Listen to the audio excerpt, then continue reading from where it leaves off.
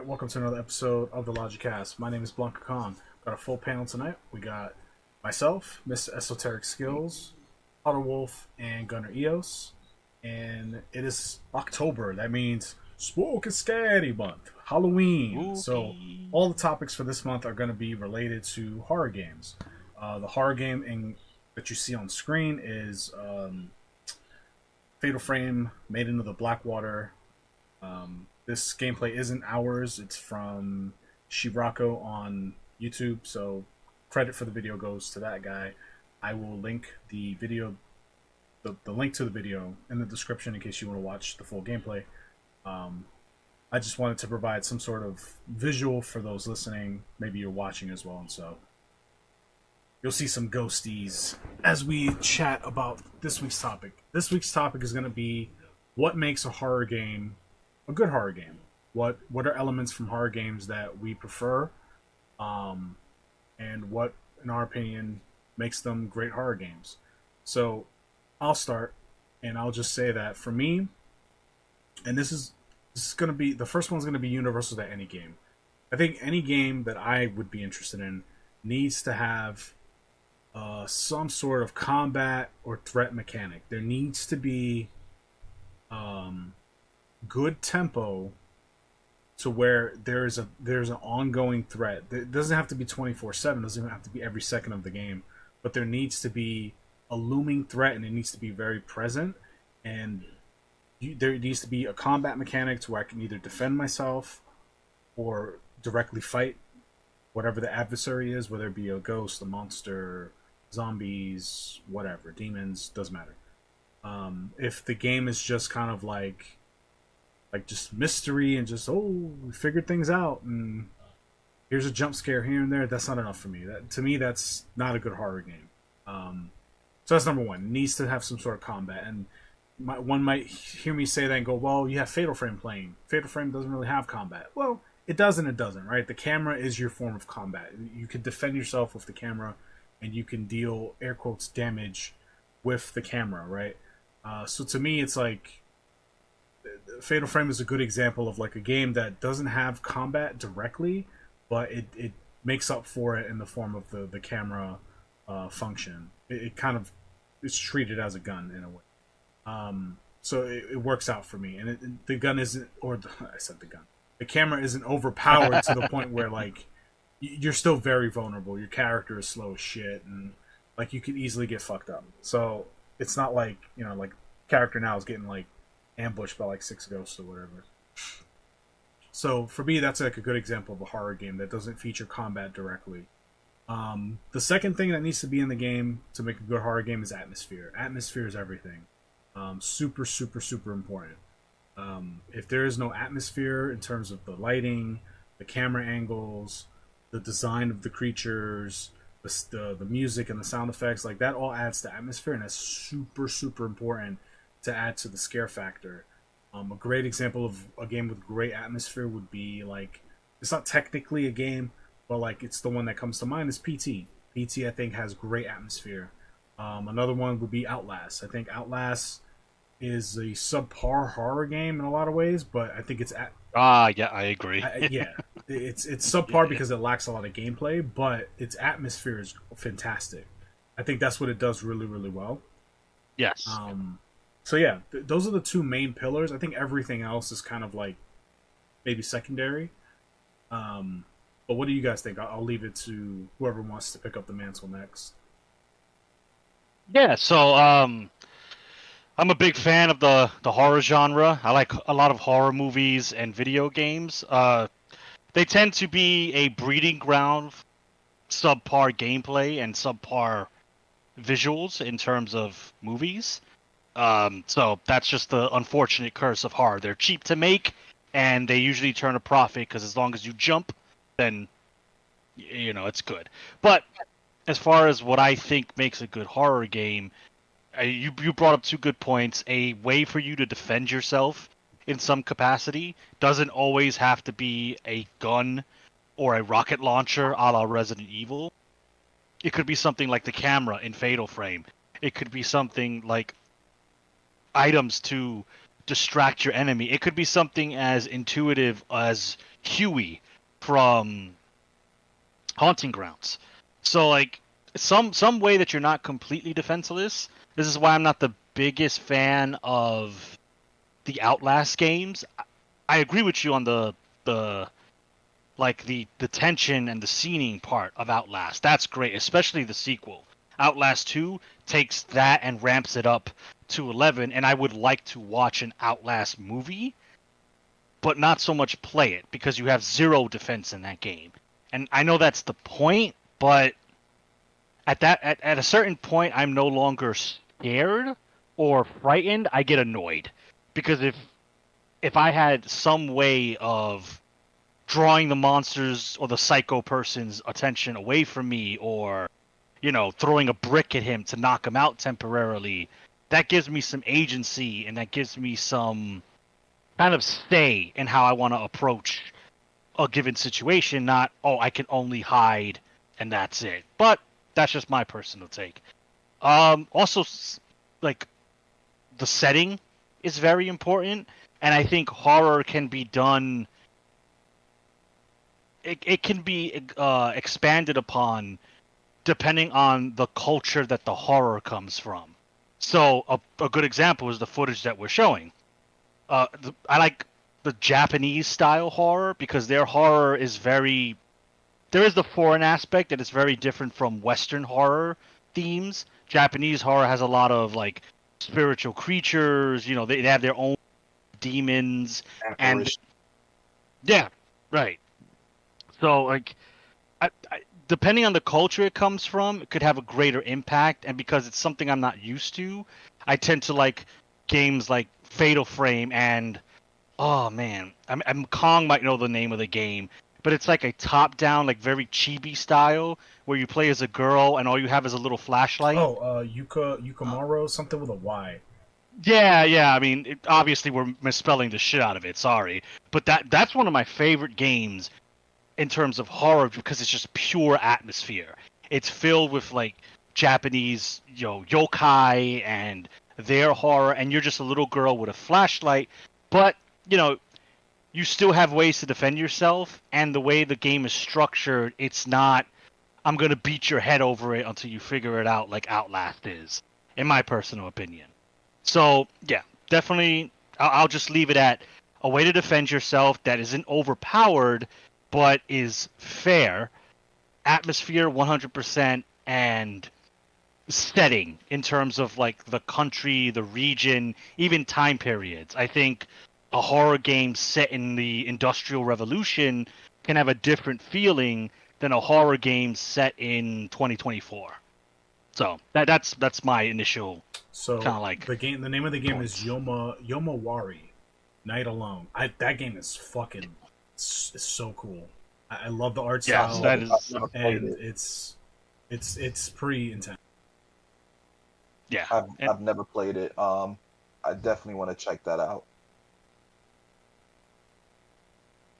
no, it's a great game. I recommend it, and It's been out yeah, for a while, so definitely it's on Switch and yeah, PS4. it's yeah, and the sequel too is also pretty good.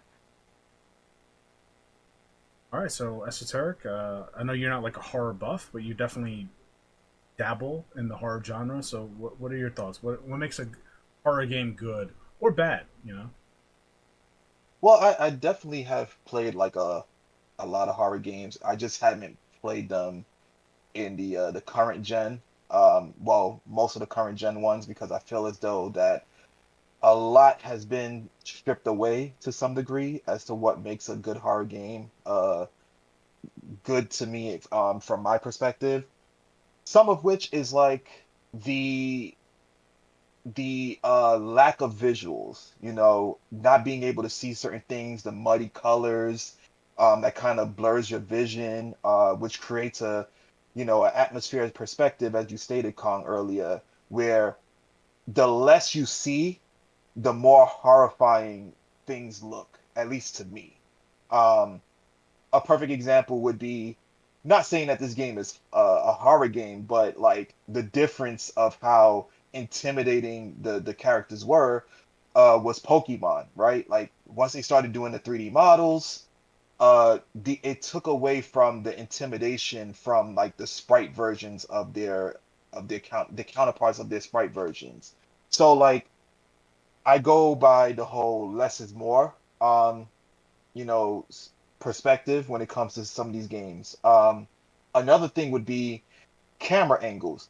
Like the original Resident Evil, what they did really well was they obscured the player's vision in certain camera angles to obstruct you from seeing certain enemies or certain things occurring within the same room that you're in. So you'll have like a 1 point perspective, and then as you move around the corner, you'll have like a bird's eye view of you running through the halls or whatever. One of my favorite parts was Resident Evil 1, where you're running down this long hallway, and all you can see is a bunch of windows and yourself running down that hallway, and then you'll see like dogs jumping through the window. Um, and then another thing that I also enjoy within horror games that makes them good is variety.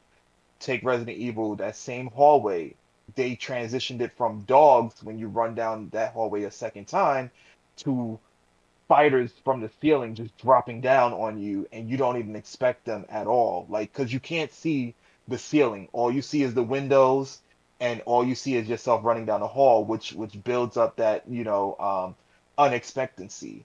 Um, I also believe that, you already stated like most of them, Kong and Gunna, you guys stated most of the stuff.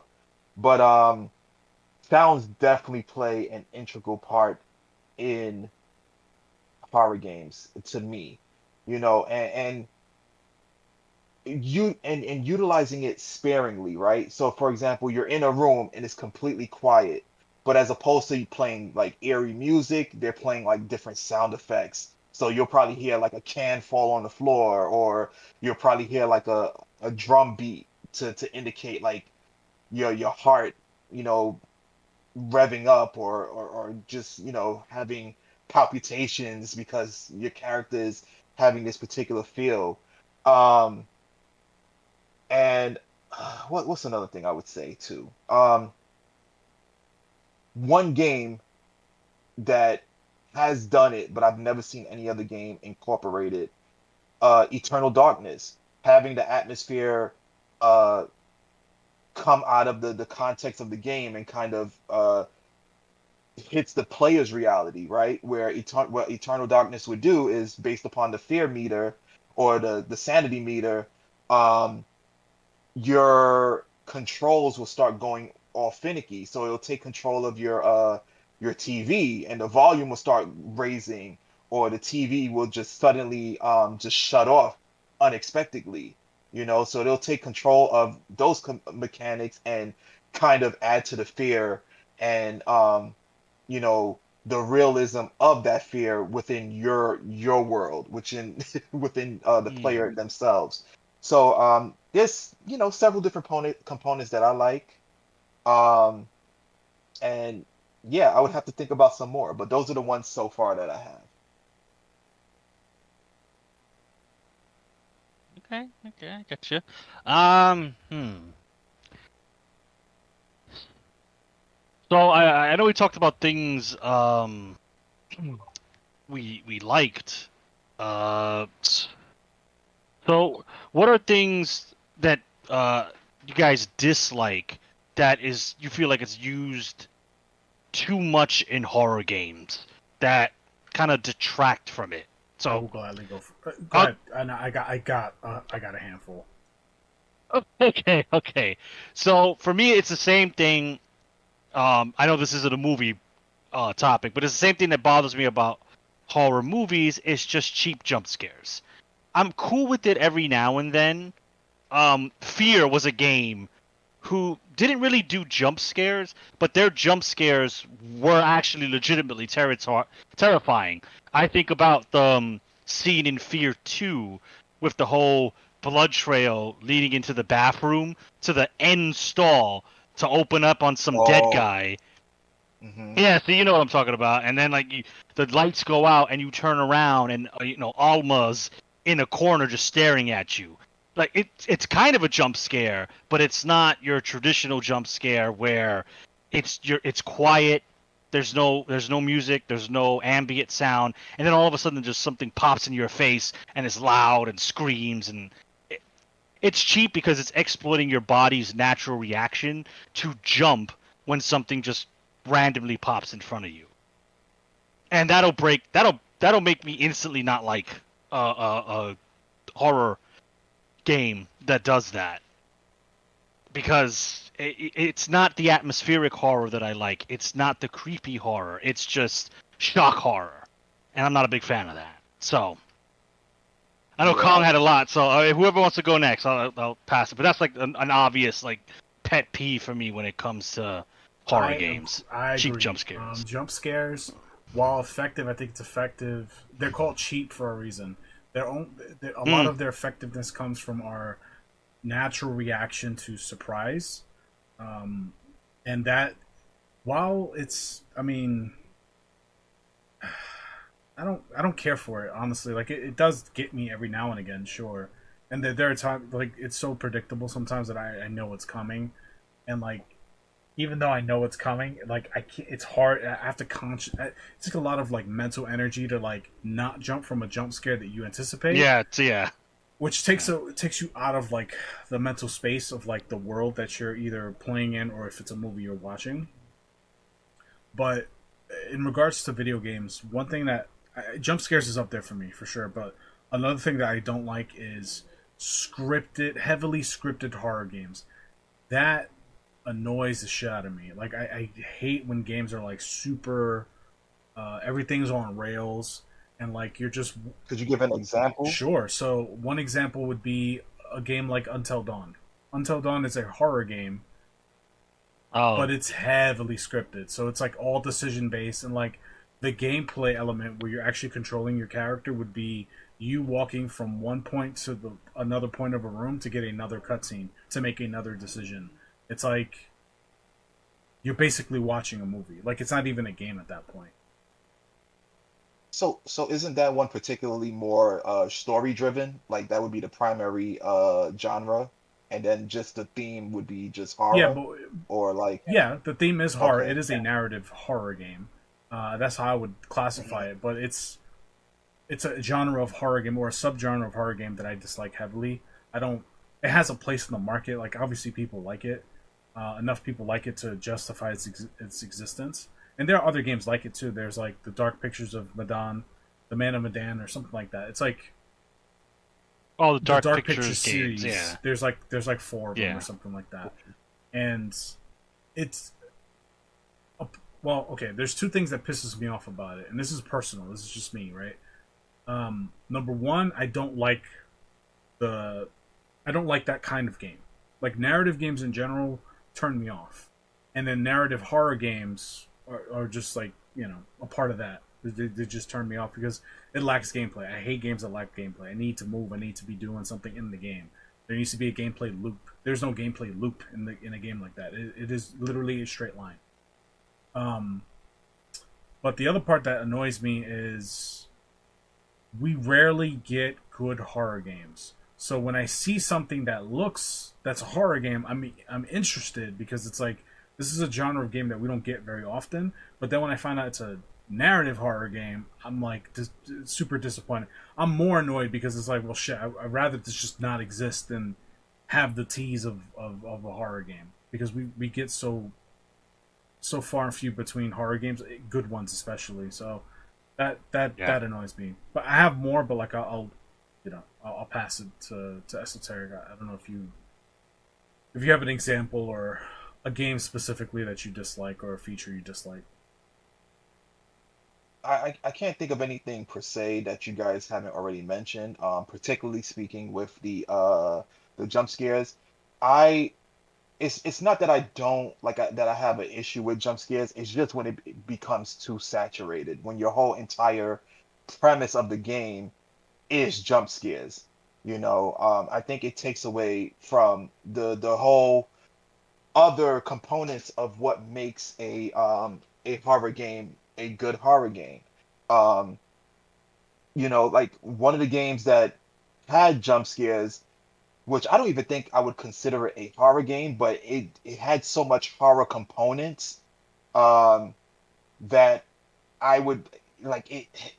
It has so much horror components, even though I don't constitute it as a horror game, but it was just really good. Which I recently played that you guys watched me stream was Dead Space, the original Dead Space. Like that game had a couple of jump scares, but overall, like it checked all the boxes of like what I would consider a good horror game, I agree. i.e. Well, the well, just like to Yeah, Dead yeah, just Space to is for sure a interject here, horror yeah, game. yeah, Dead Space is a horror game for sure. Yeah, okay, because I like he has like a lot of weapons and things You like just wasn't that. afraid. Well, That's what yeah, it was. the main character wasn't afraid, but there was some things in there that was like would make you shit your pants if you was in that. yeah, it's along the same lines as Resident Evil. Resident Evil is still a horror game, not so much six. Six is kind of an action game with Well, they're zombies to all shoot, but action yeah, games. It's just RE6 leans way too hard in action. It's like 80-20 action, whereas something yeah. like Dead So Space when I is say like action, it's 60-40. like yeah, action's like Michael Bay movie action. That was Resident Evil 6. Yeah, that's true. It was a combination of like survival horror and adventure game. But like it just it definitely checked all the boxes. The eeriness, the sound effects. It even had the cheap scares that we would call it.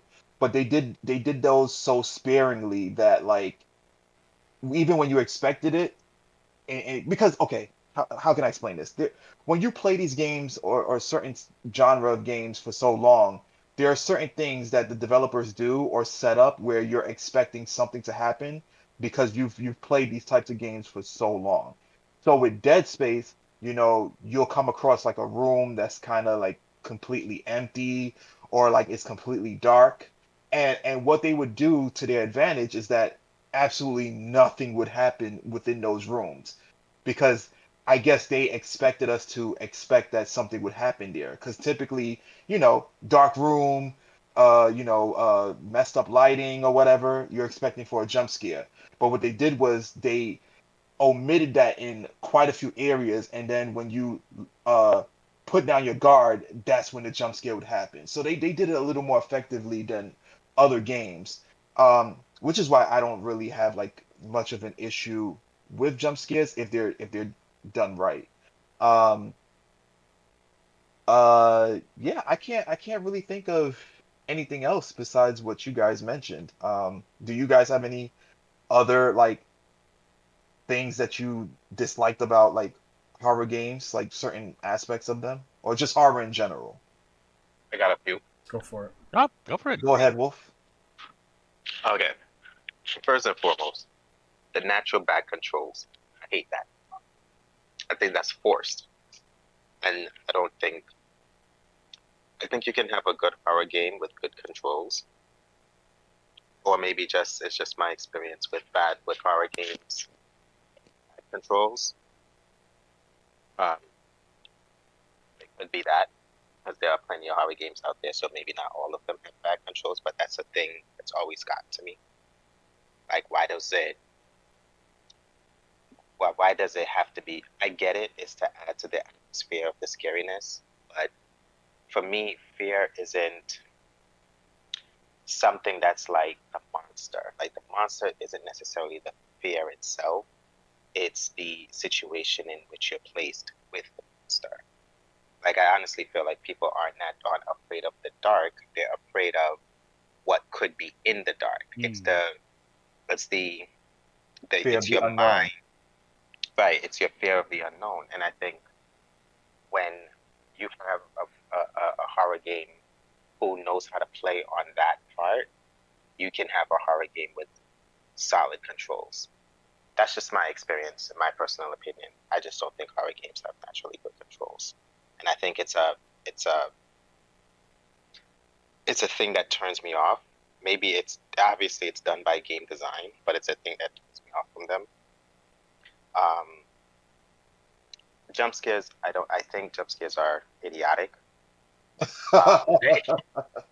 Straight. I just think jump scares are idiotic. It's just like like when we were talking earlier, when Kong was talking about how movies back in the day were better than movies today. When I think about, like, say, horror movies back in the day, they didn't rely on jump scares. Horror movies back in the day relied on exactly what I talked about, the mysteriousness of whatever the antagonist is within the movie, or the mysteriousness of the horror, like the murder scene that happened. It's like, how did that happen? And that usually goes on for a good portion of the movie before you start to realize, okay, it's some kind of special entity. So horror movies back in the day, the ones that I watched, didn't really rely on jump scares like the ones today, um, that rely heavily on jump scares. Yeah. It's just like, you know it's coming, and because you know it's coming, you just like, here we go. So if you're not good with jump scares, you can hold your breath, look away, um, you know, do whatever you can to help alleviate the stress that a jump scare can bring to you. But that isn't what jump scares were about. Like in the movie Psycho, I think it was in the movie Psycho. Yeah, that's the movie with the man who, who was portraying as his mother and Yep, killing people, that's right? the He one. killed, right? Okay.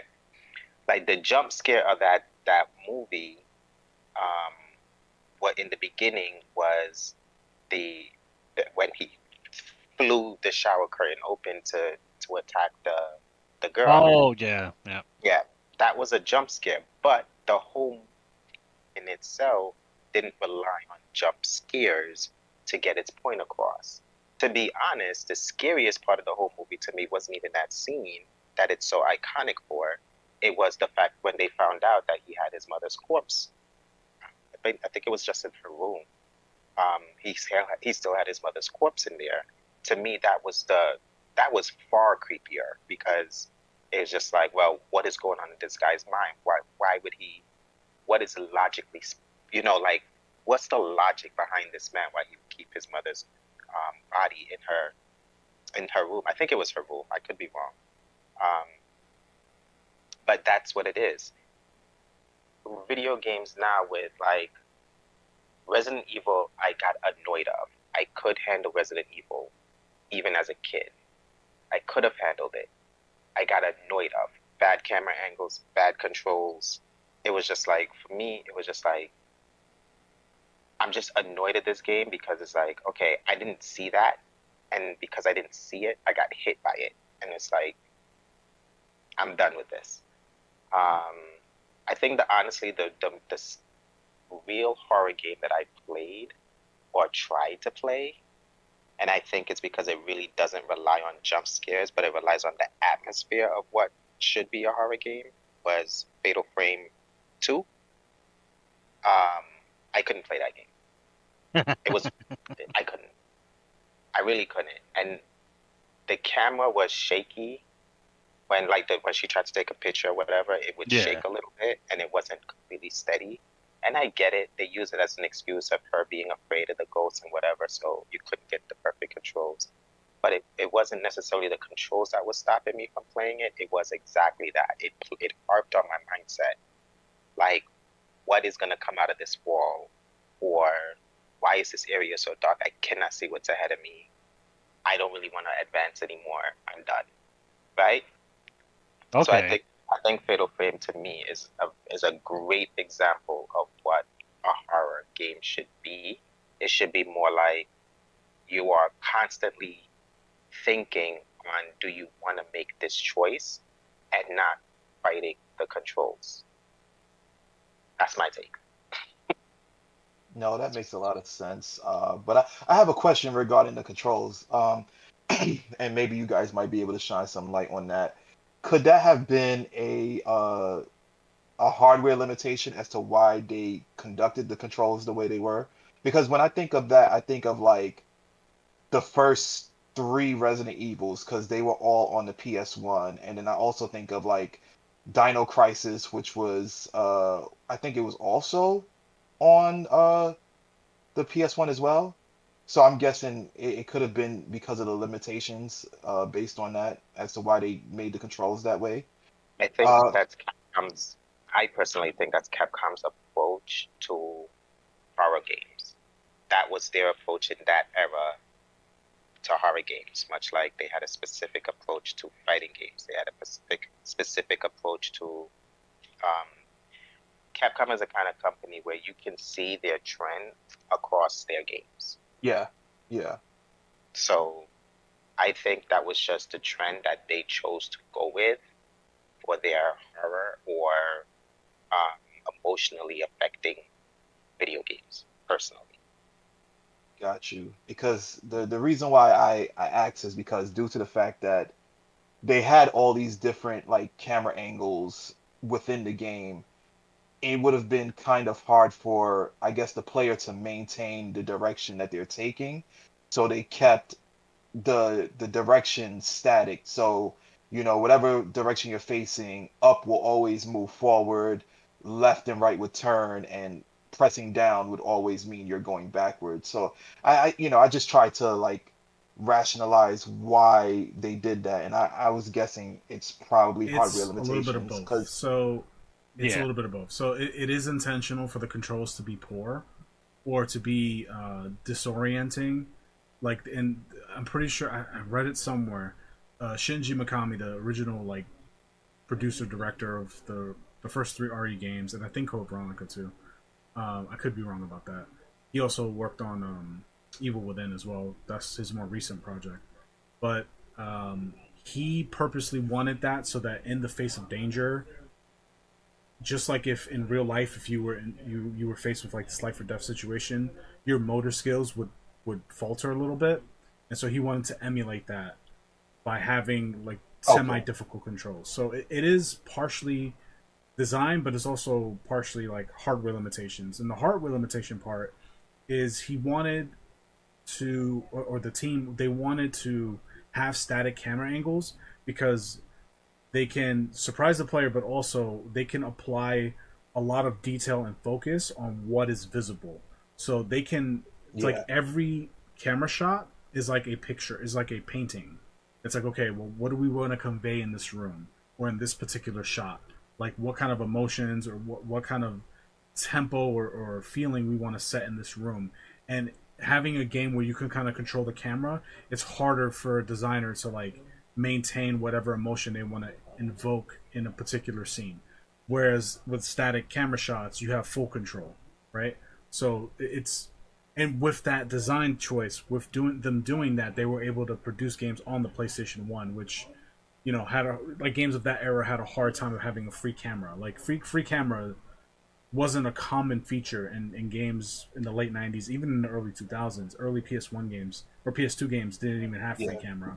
It was like it would have like a camera reset, which I think Mario 64 was the first game to kind of do that, where you would hit a button and then the camera would reset and it would center wherever your character is facing.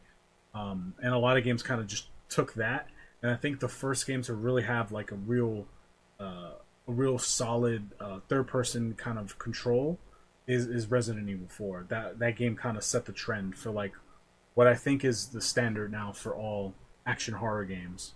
So I agree with Wolf where that is a frustrating aspect is playing with tank controls. Those controls suck, and the game would be more enjoyable if those controls did not exist and it just played like a more contemporary game. Because then I would be allowed to like engage in the other facets of the game. So I agree with him there. I think it's just Yeah. a limitation of like that standard that we're now exposed to and expect. It didn't exist then. They were still figuring things out, and so it's just a product of its time. And you know, a lot of people, a lot of designers would I agree. go back to that to pay homage to it, but like I think that's a bad idea.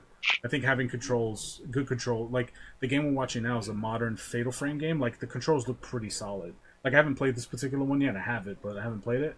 Like she's walking around, she's running. It seems like it's pretty smooth for even for a horror game. Like it's pretty decent, right? The movement, the animation, the pacing. Yeah, I agree. It looks this is what a modern horror game should look like. But it doesn't take away from it being a horror game. I think it just allows you to you kind of enjoy the exploration part of it. So, Right, exactly. yeah. Gunner, you have anything? Or I have more stuff. I just don't want to take over the conversation.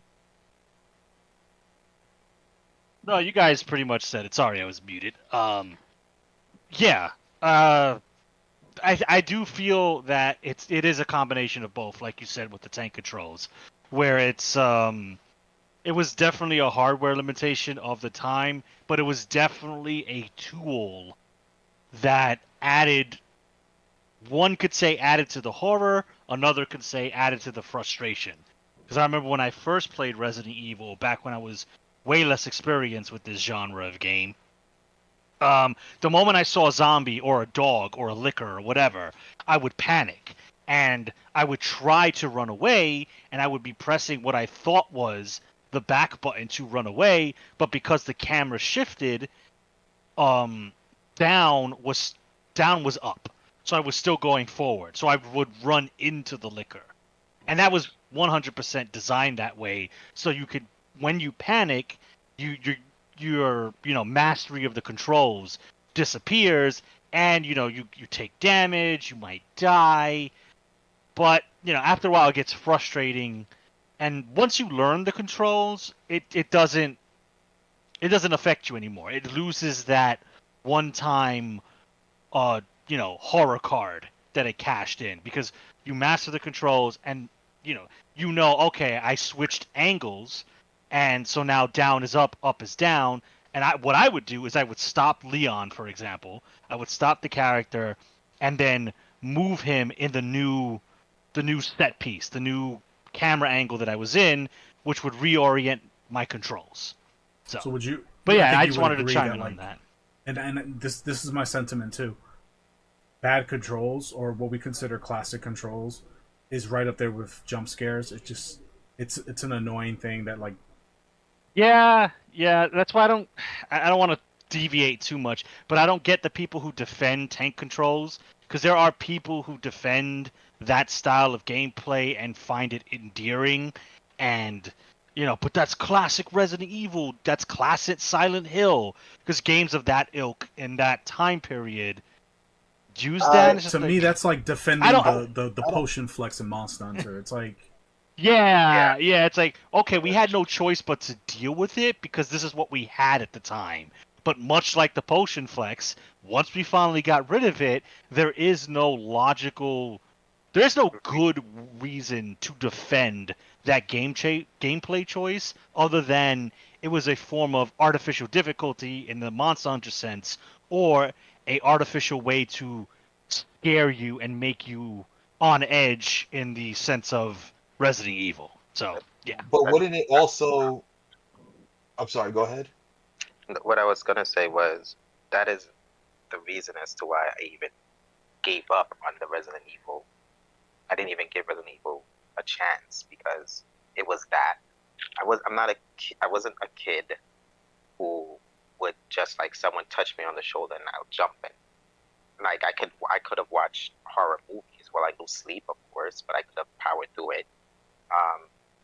That kind of kid. But, like, I give you an example. BioShock is not a horror game.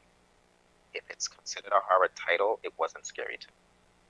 But it had elements. Yeah, for sure. Moments in it where it would, like my anxiety would create some form of anxiety for me, because it's like, I do not know what's going to happen next.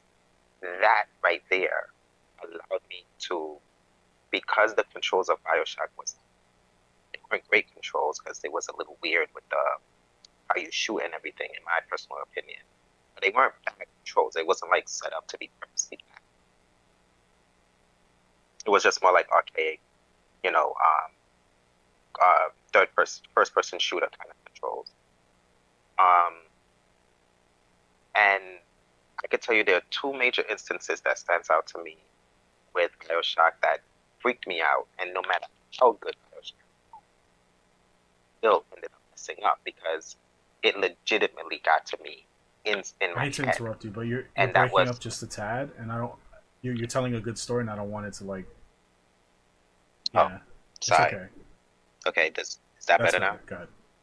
Yeah. So the first instance was in the very beginning, where this lady who has she has a stroller, and she's like crying, and she's like, my baby, they took my baby.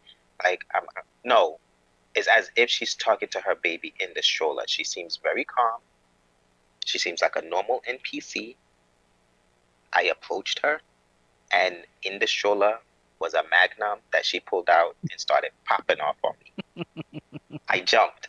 I'm not gonna lie to you, because I did not expect that to be an NPC. The way that they had designed her and placed her, NPCs are never really like in the middle of the map. They're like more to the side, like out of your way, kind of. NPCs are usually smartly placed on maps. Yeah.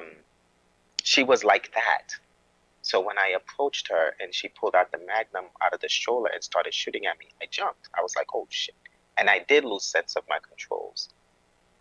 But I was able to regain my ground and beat her without losing too much HP. The second one was the what they call big daddies. Yeah.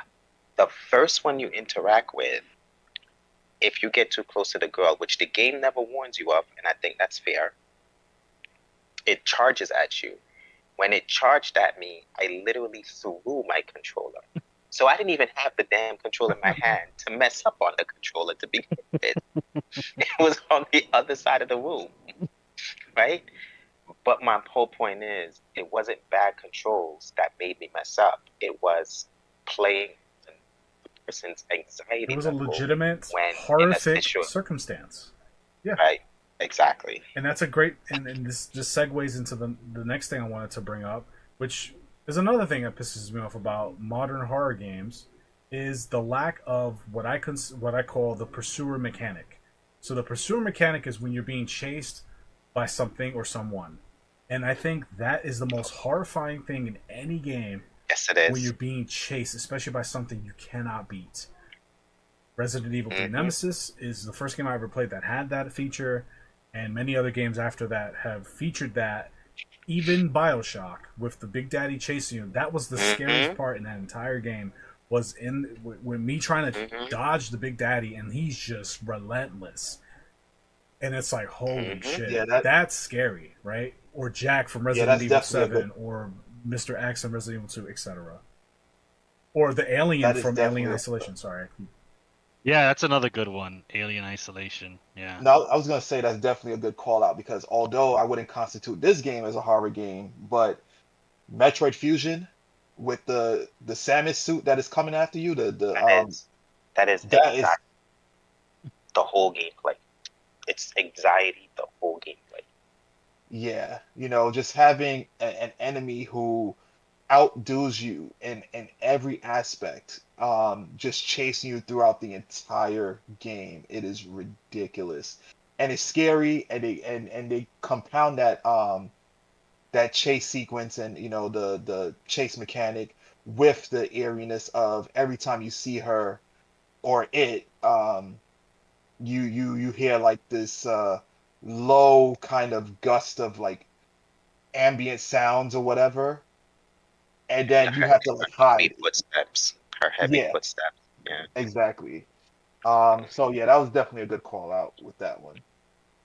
Shit's very scary as fuck. Chasing in horror games, it's scary. It is legitimately scary. Oh, of course, yeah, because okay, so this is not to deviate too much, but just to kind of tie the example, and with when it comes to like professional wrestling, a philosophy that like older minded pro wrestlers and people in that industry say is like, in order to get things over or get things to be like accepted or successful, it has to be relatable to the audience member, right? So if somebody's being punched in the face or whatever, like most people have been punched in the face, we know how that feels, or kicked in the nuts, we know how that feels, so we can relate to the person who's getting kicked in the nuts, punched in the face. And being chased, especially people who maybe grew up before the 2010, we play tag as kids or whatever, and being chased, there's something exhilarating about it. And You don't want to get tagged. You don't want to get caught, and it's not a scary anxiety, but it's an anxiety. It's a form of anxiety that is similar to the one you might feel in the game. Less horrific, but similar. And so that's why the chase sequences in video games work so well, because we all kind of know what it's like to be chased, whether in a playful manner or if legitimately stalked. Like there are some people who have that experience where they've been stalked by someone, and that's a scary thing to be, pursued, in the darkness by a strange person or something like that. That's legitimately scary, and that feature has been nerfed because it is too effective. So, a quick story about Alien Isolation, and I forgot where I read this, but if I find it, I'll link it in the description. So, it's either an article or a video I watched, one or the other. But Alien Isolation originally was supposed to be a VR only game, and it was supposed to be a VR game, and they wanted to make a one-to-one, or not a one-to-one, but like something as close to the movie as possible. And the person who was supposed to, like, I guess fund the game, or an executive who was supposed to like test out the game to see what it was like, put on the VR headset and immediately took the headset off, like threw the headset in fear because it was way too scary. And so they didn't make it a VR game and instead made it just a normal game. And that game is considered one of the best horror games ever in history. Like, it's up there as like a horror game that is worth playing. And it's a game that was, published in 2014. It came out a long time ago, but late enough to where it has like more modern controls, and you can play without feeling like, oh, I'm being nerfed with controls. Like, that game was so scary, and even executives were like, "This, you can't put this on market. Like, we're gonna legitimately kill people if we put this in VR. Like, it can't happen." Would it kill the shit out of me? I mean, shit. I played a few VR games, and I already felt like Esoteric. He played RE7 in VR, and another tie-in story in Esoteric. You can talk about that if you like. RE7. I think it's a fantastic game, especially the first half. The first half was so good. Apparently was too scary, and they dumbed down the scary factor in RE8 because of the feedback that they got from people. Ooh, that makes me so annoyed. From some people who So didn't. wait, they dumbed it down. So the scare factor from RE7 to RE8 was dumbed down because of RE7, and the scare factor from RE2 remake because of Mr. X, that small section of Mr. X in the police station. That was so scary to people. Like, a lot of people didn't finish the game because of that section, and so they nerfed the shit out of the Nemesis remake because it was like, well, people are too scared, they're not even finishing our game. Let's kind of tone it down and make it more cinematic. Oh my! So that's God, another thing that annoys me about no. like modern, air quotes, modern horror games, because it's like they're not even like really scary. They're just kind of like movies with like subpar fucking imagery that's kind of scary. It's like, this doesn't work. But anyway, I've said enough. You guys can bring something else in. Yeah, with RE7, I felt like it would have, because I did play it in VR. I felt like it would have been more effective if I didn't play it regular. So like some of the things that I would have probably gotten scared to, I didn't, because I've already played the game. But I will say, like, the VR experience, besides the, having the headset on too long, which would like constitute headaches or things like that, um, or nausea or whatever, I will say that it was definitely a fun experience. Just seeing the environment, the whole Jack sequence. Another aspect that was fun was what was his name?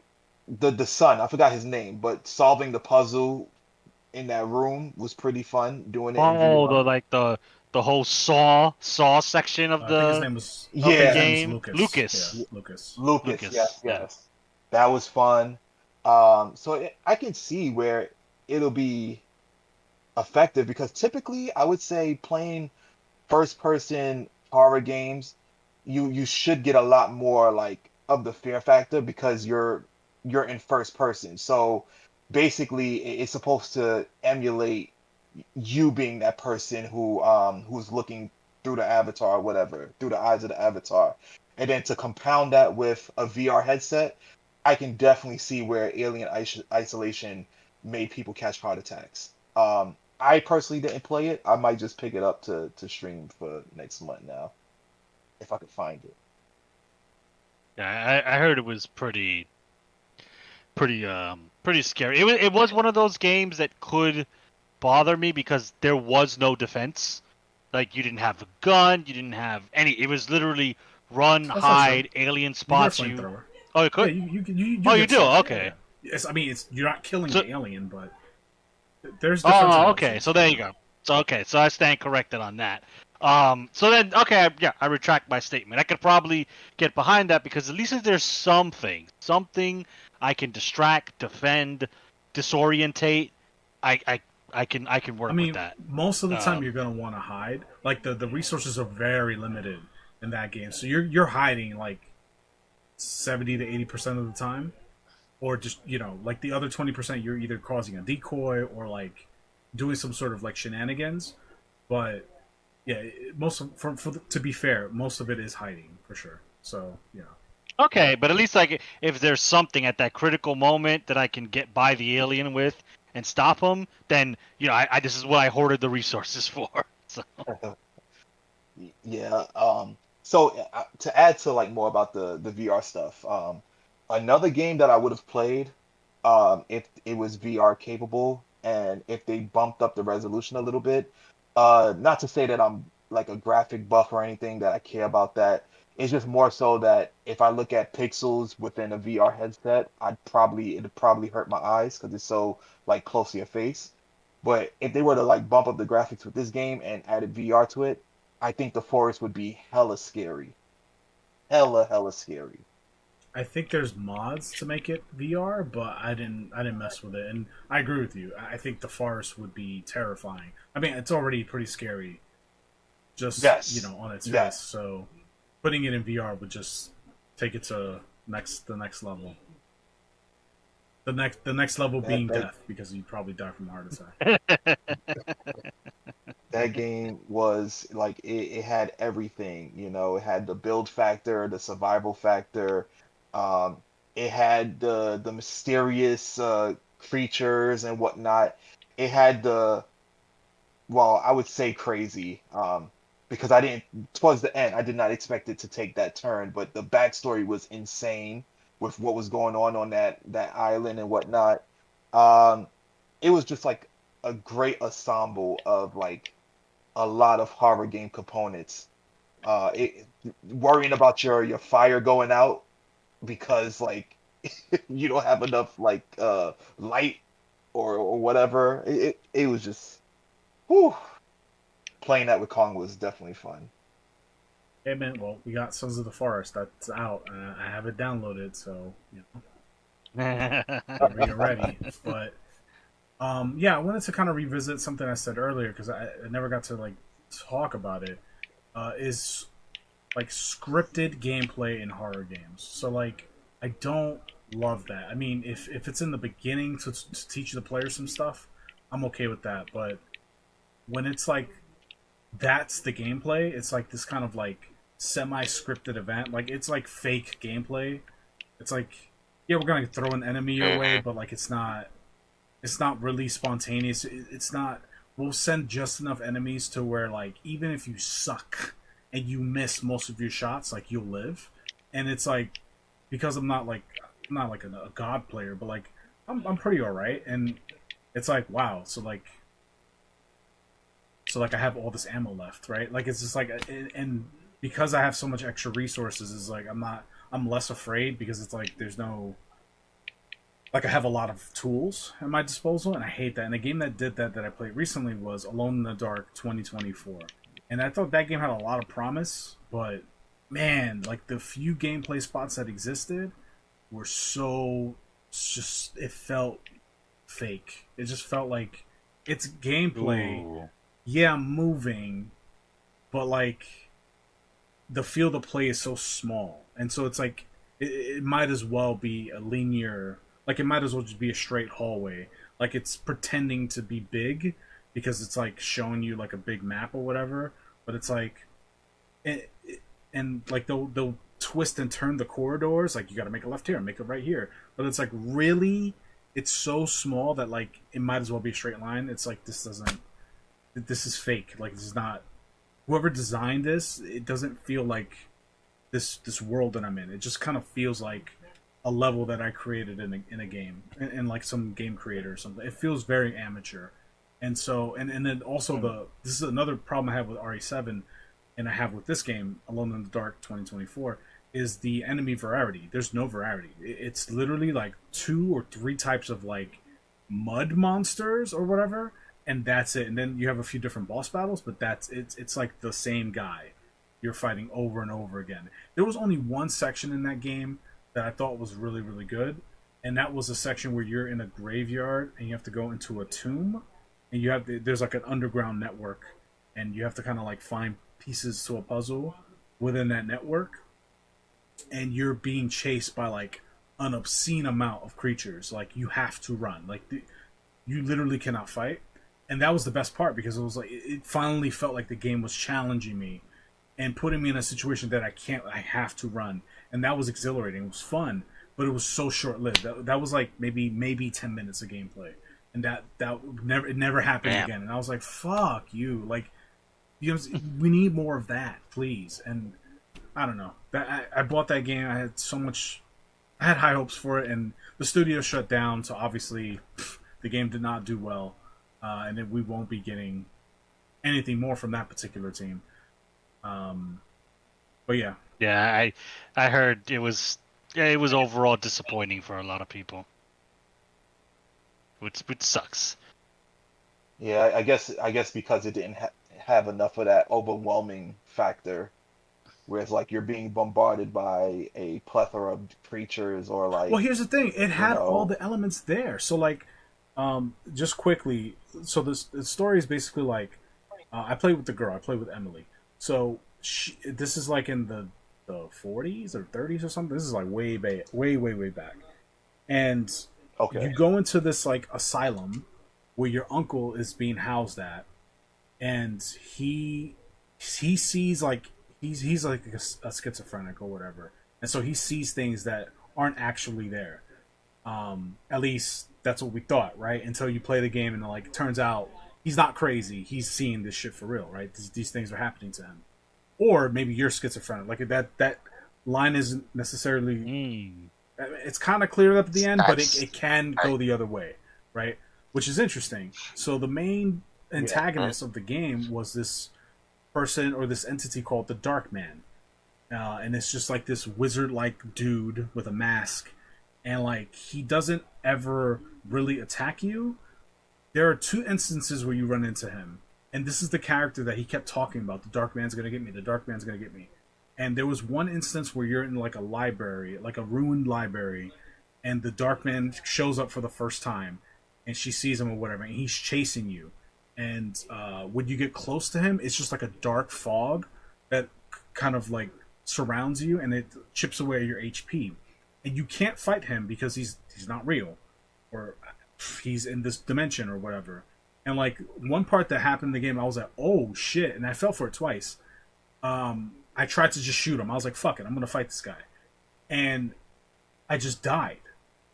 The first time. What? I aimed my gun and I just my character died. I was like, what the fuck? So then I was like, It was like you committed suicide. so then I was like, wait a second, hold on. And so I tried again, and my character put the gun to her head and killed herself. Yeah, I figured that's why. why. He cannot be killed. Shit. So which was a really cool mechanic. I was like, oh, you have to run from this motherfucker. Like, there's no fighting him, right? Which is I thought was cool. And then so that was one section. I was like maybe 25% through the game. You got to that point or whatever. And so I was anticipating encountering him again, because clearly this is like the big bad. This is the guy controlling everything. And so you run into him again one more time, at least one more time that I remember, in reality. So it's not in the dream world or whatever. You're actually in the real world, and he's there. He just comes, he turns a corner randomly, and I'm like, oh shit, like, because it's like, I know there's no defense, so there was like legitimate fear. And I run, and I kind of peek around, like, is he following me? And so I go back, and he's just gone, right? Apparently, that was just like, he doesn't actually chase you. He just kind of pops in, you run, he disappears, and that's it. And that's the last you see of him. And I was like, when I beat the game, I was like, what? Like, he never shows up again? Like, how do you... No closure.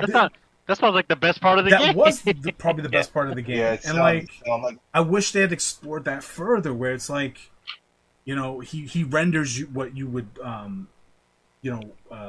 depend on for defense useless, and like you have to find alternate ways to combat him or whatever. But they never explored that, and I was like, oh man, that's so disappointing. And like the end boss was just like a giant tree goat monster thing. Because apparently the people that worked at the hospital or the asylum were worshiping Satan and this devil that they would sacrifice patients at the asylum to satisfy this like pagan demon or whatever. And so it just became this like cookie cutter Resident Evil boss, and I was just like, okay, and that was the end of the game. And I was like, oh, that sucks. What? And so like it had all of. And the voice acting was fantastic. The graphics were like very subpar. They weren't very good, but they were fine. And the combat had like elements of like, okay, this could be very good. Because it was like another boss battle where you were like in Egypt or something, and you were fighting like this doctor or this archaeologist guy who like got possessed by, I guess, the Dark Man, and you fought him for real, and that was a great boss battle. But like that, it's just good bits, far and few between. A game, and I'm just like, fuck, like, you guys had something here, man, and, like, they totally dropped the ball. For Gunner, I recommend, like, if you could get a cheap copy and just play through it, I think you'd appreciate it, but, like, temper your expectations. Like, it doesn't... Okay. It doesn't give you the closure that I think the game kind of sets itself out to do. But, yeah. That's an example of, like, a horror game that had a lot of great potential, and just it fell flat because it was just the tempo and the pacing just wasn't what it needed to be for whatever reason. Who knows? Who developed the game? THQ. THQ published the game. I forget who worked on it, but the team is defunct. They're gone. So, but I forget the name. You only get one shot, man. I mean, I knew that it was like a niche horror game to begin with back when it first came out. So, it to remake that it was always going to be a gamble. But like, if you're already going to remake or remaster, I should say, a niche horror game, you have to hit it out of the park. Because if it's not like a mainstream thing, then we'll end up with a situation like that not even fans of the original were like, ugh. Not even they were. It's radically different from the raving original, about because it. I didn't play the original, Right, but I did watch like a lot of gameplay of it, and it's super different. Like, it's very, very different. So, but again, it had elements to where it could have been very effective for like a modern day horror game. And again, it just like with the Darkman stuff, I was like, it just dropped the ball. Like, how do you not feature that enemy more or feature elements like that more often? It's like. And then for the final boss to just be kind of like a cookie cutter, HP sponge, it's like, yeah, like you could have done a lot more with this, and like they had like interesting characters that you would interact with, and so like at some point throughout the game, I was like, damn, are these characters real or like, like those lines were blurred, and so it had the potential to kind of like put me in that space that she's in. Where it's like you can't decipher reality from, what's in your mind, and that was cool. I was like, okay, that's interesting, because there'd be situations where she'd be talking with the cop escort that comes with you that you could play with, if anything. And she's like, yeah, did you see this person in this hallway? He's like, no, I don't know what you're talking about. Like, so it's like, oh, okay, so that was an hallucination, or was it? Right? Like, it raised questions, and it was interesting. But it just wasn't like it didn't nail it the way it needed to, which is really sad because I like the game. And then on top of that, I was like, okay, let me give the game a chance. Let me play with the guy, because surely the guy's campaign's got to be different. It's a different perspective.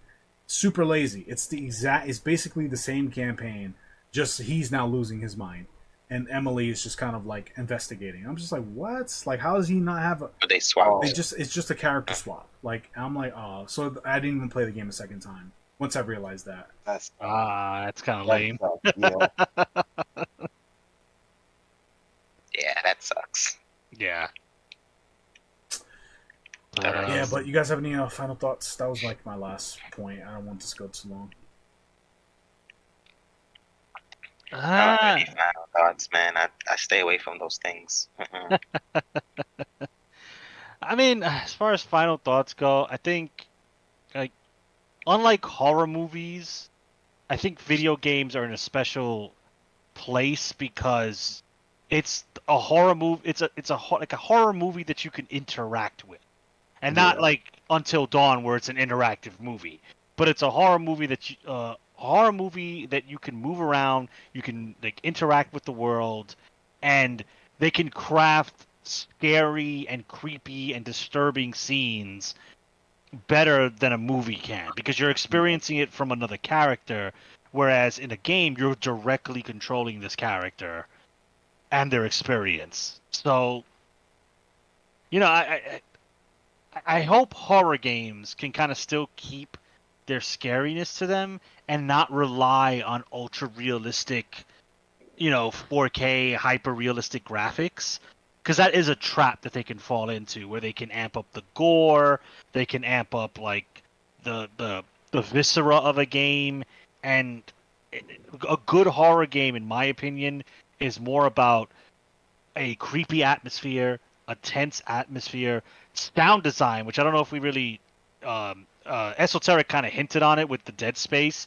how you would always hear the screams of the necromorphs, and sometimes there would never be necromorphs, but there would be screams, and you would hear things crawling through the vents, and you would never get attacked, but you were always on edge because the moment you relaxed and went, oh, they're just trying to scare me with a sound effect, a necromorph busts out the vent and fucking is yelling bloody murder, and like sound design is another really good aspect of horror games if done well, and Dead Space was the kind of like the foremost example in my brain of really good sound design. Another one was Fear 1 and Fear 2. Same thing, you would hear creepy noises, you would hear doors closing, and you would just hear some weird sound, and you wouldn't know if it was a ghost attacking you or Soldier Man with a gun. So, yeah, sound design is definite up there. So, I'm kind of a simp for horror games. I agree with Kong about games like Until Dawn. I think they have a place in the horror game genre. It's just not for me. But, I don't hate them.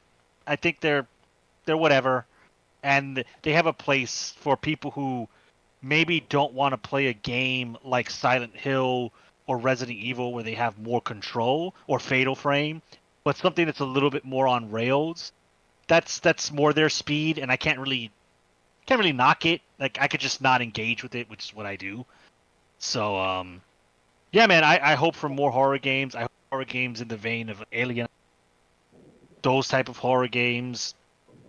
But yeah, we'll see. I'm looking forward to Esoteric streaming some spooky stuff. That'll be good times. So yeah, that's my final thoughts. I think that the scary games, the horror games, I think they thrive more on like PC and like Steam and whatnot, because Kong has been showing me like quite a few like clips of scary games, and it seems like those games, they first of all, they look scary as all hell. Like, there was this one where he showed me this guy was facing the bed or something like that, and then he turned around, there's like a big ass face just right behind him. It's like, oh shit. And it wasn't no sounds, nothing like that. It was just really creepy, really eerie and whatnot. Oh, it's that farming and Harvest the Shadows. Is that farming horror yeah, game that's yeah. in Oh early my access? god. That game is cool. Oh my god, that it was scary as hell. And mind you, like, I'm watching somebody play it, you know, me personally, I'm not playing. So imagine if I was the one actually playing and I came across that scene. It'd be scary as hell. Another game, Lethal Company, where like it's not the most graphically enhanced game ever. In fact, like it's quite the opposite, but it plays to the benefit of the horror because you can barely see what anything is. You know, it's extremely dark in the facilities. Um, the enemies are really like diverse and creepy.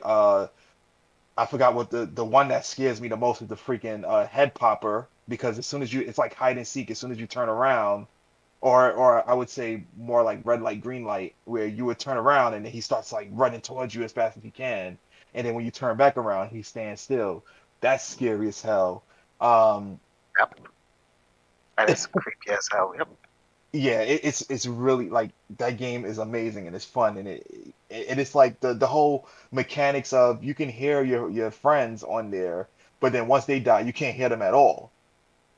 So it just adds to the fear factor, and it's like these games look like they only reside in on PC and Steam. So I think if you're looking for your fix, from what I'm seeing, it's on Yeah, those but there's a two. lot of like scripted horror games or like jump scare heavy horror games on Steam and PC. So like, do your research.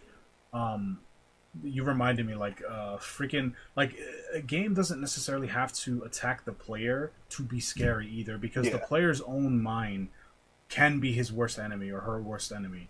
Like I remember playing. true. That's what I feel. Yeah, so like, I feel go ahead. like good horror games focus on. I feel like good horror games focus on that, the player's mind, and not so much like forced or scripted scenarios.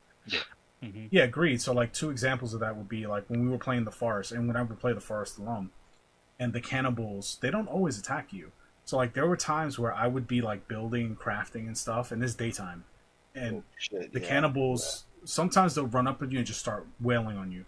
But there have been other times where I would hear like footsteps and like I would hear them laughing or like making noise, and I don't see anything. But then I would look at the trees and they're like on the trees watching me yeah, the whole time yeah, and not engaging, which was fucking like, okay, what are you doing? And so like it would stop me from, building my base or whatever because now I'm focused on him, which just wasted I wasted the day worrying about that blue little asshole instead of like working on my base or whatever. And then at nighttime they're more active. So like little stuff like that, and then also like PT for example. I remember one scene, and if you've ever played PT, like you've probably experienced this where like the ghost lady is at the end of the hallway and she's just standing there. She's like fucking 7 feet I've tall. seen that scene before. Bro. Yeah. And I've she's never just played standing it. there Nope. at the end of the hallway, not moving, right? Or she's like moving her head slightly, like like fidgeting her head, which is a scary sight. And then like 10 seconds into just you just staring at her down, the light above her goes out and it's complete darkness in that hallway and you have to proceed. Nope. That's some good shit. Nope. Nothing happens to you, by the way, but it's just like it planted the seed of fear in you, and That's what I'm Yeah. saying. It two different players, two different outcomes. Kong yeah. progressed through the darkness to find out what's in it. Wolf turns off the console. He's not interested.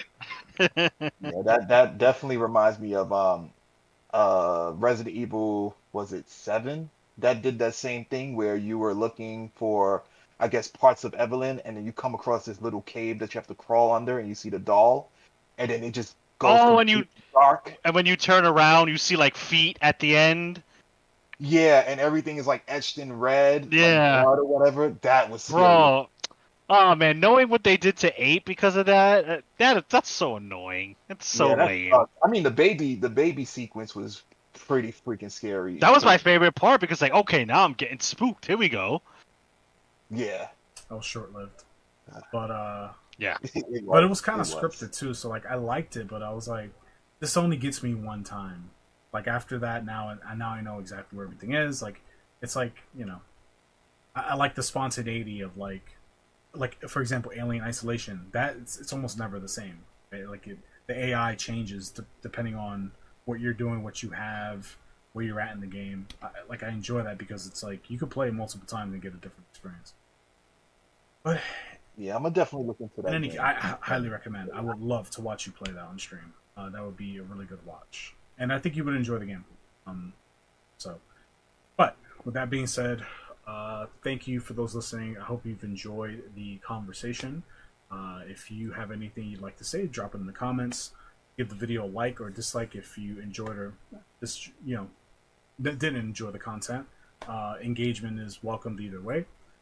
Subscribe for more content. We do podcasts like this every single week. We publish every Wednesday at 12 p.m. Eastern. And we do podcast episodes. We do 2-minute reviews. We do unboxing videos on stuff that we buy, specifically Esoteric. So definitely check out that. Yeah, I mean it is what it's true. I've been less, less of a consumer these days than before. So anyway, check the description down below. Thank you, Shirako, for the gameplay footage. This was his gameplay, not my gameplay. I haven't played this game yet. So you can definitely check out his channel. I assume he has more content like this. I'll leave the link in the description down below to this video if this game looks interesting to you. Also, we're going to link down the social medias that we have. So we have a Facebook, a Twitter, an Instagram, a Discord, a TikTok, and a Twitch stream. So on Twitch, Mr. Esoteric, he streams 2 to 3 times a week. He'll be streaming horror games all of October. So definitely give him a follow. Check out his content. That you're going to enjoy. Every time he streams a horror game, it's a fucking good time. It's a laugh. So I highly recommend it. If you haven't subscribed or followed him by now, now's the time to do it. Halloween, October is like the best time of year. So, with that being said, see you next week's episode. Peace. All right.